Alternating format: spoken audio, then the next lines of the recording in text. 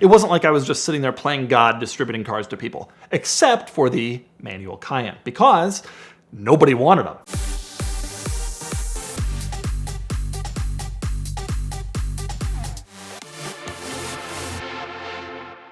I worked at Porsche. I was responsible for all vehicle allocation to dealerships from summer of 2010 until January of 2013. So this was the 997.2. This was when the second gen Cayenne came out, the 92A, which people now have called the 958 for reasons that are unknown to any of us. The 918 was the program was just starting to launch. 987.2, and then the 991 and the 981 just came out during when I was there. That was like the time when I was at Porsche. And one of the cars we distributed was the manual transmission Porsche Cayenne. So in Europe, nobody knows this in the US, but in Europe, they sold manual Panameras as well. You could get a rear-wheel drive Panamera or Panamera S with a manual transmission. In the first few years of Panamera, there were stick-shift, rear-wheel drive V8 Panameras. They're very rare, but they're out there. And they will become legal here in 9 years, and I have a suspicion people are going to be interested in those. But in the US, they also sold a manual Cayenne. Now, the first-gen manual Cayenne has become famous because they offered it with a V8. The Cayenne GTS was offered with a stick, and that's kind of a famous car. When they sell on Cars and Bids and on Bring a Trailer, they bring some money compared to what an auto does. But they also sold at that time a V6 manual.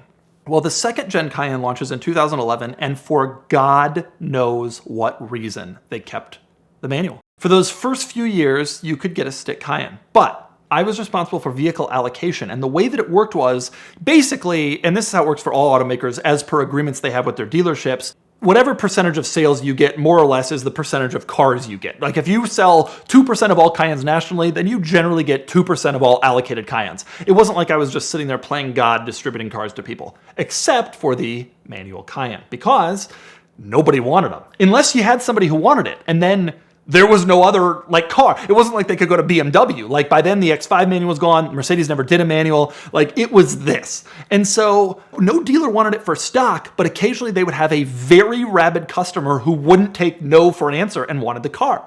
And so what would happen at that time was the dealership would call Doug in my office in Atlanta in Sandy Springs on Hammond Drive and say, can I get a manual Cayenne? Initially, we had 5 of them per month to allocate to the whole country. And I started kind of talking them up to dealers. Like when a dealer would call about like a 911 to change a color, like late in production or whatever, I would be like, by the way, we got manual Cayennes. Now, this was a big deal because at the time, Cayenne, the 11 Cayenne when it came out was the hottest car in the world. It was so hot. It was like when a new Range Rover comes out now. And they were all getting exported and like everyone wanted one. There were long waiting lists at the dealers. It was a huge deal. And if you got a manual, you got a free extra. And if you could sell it, it would increase your Cayenne allocation a little bit.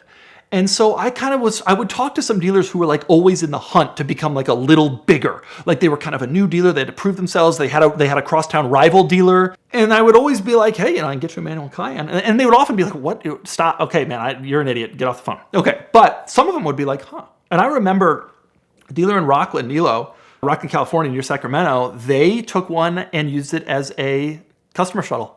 And they punched it, as a sale. And so like that probably got another automatic Cayenne out of that.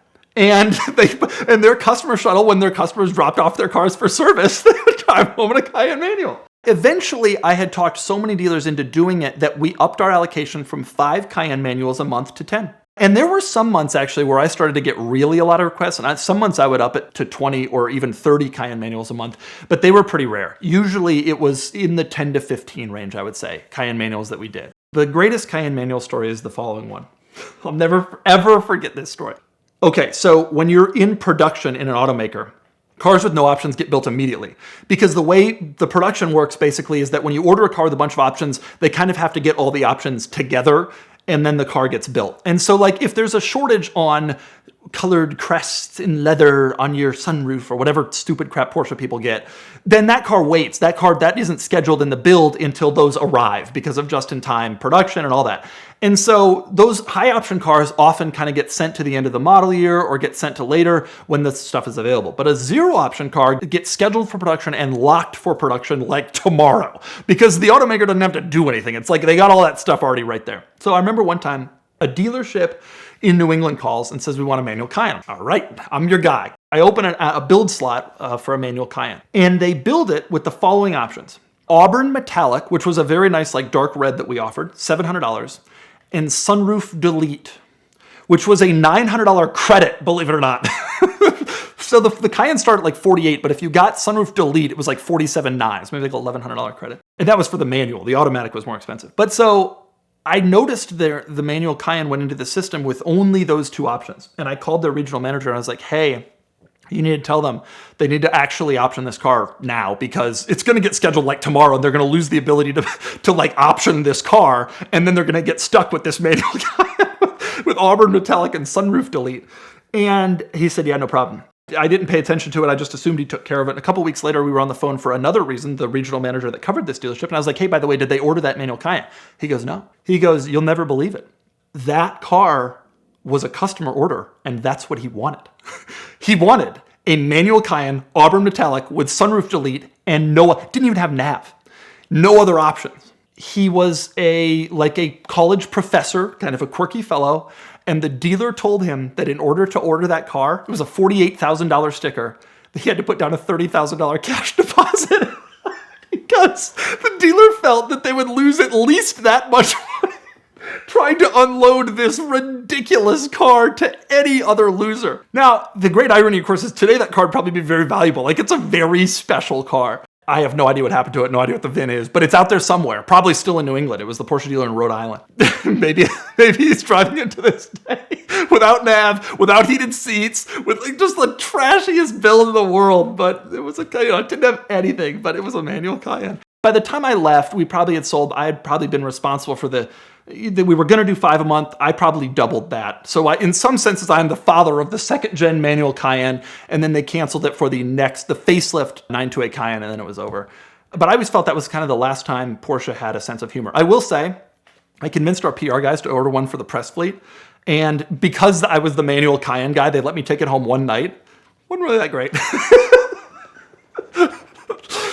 A 6-cylinder Cayenne, like it just wasn't fast, it wasn't fun, it was just a little weird that you were driving a stick Cayenne, but it wasn't nothing special.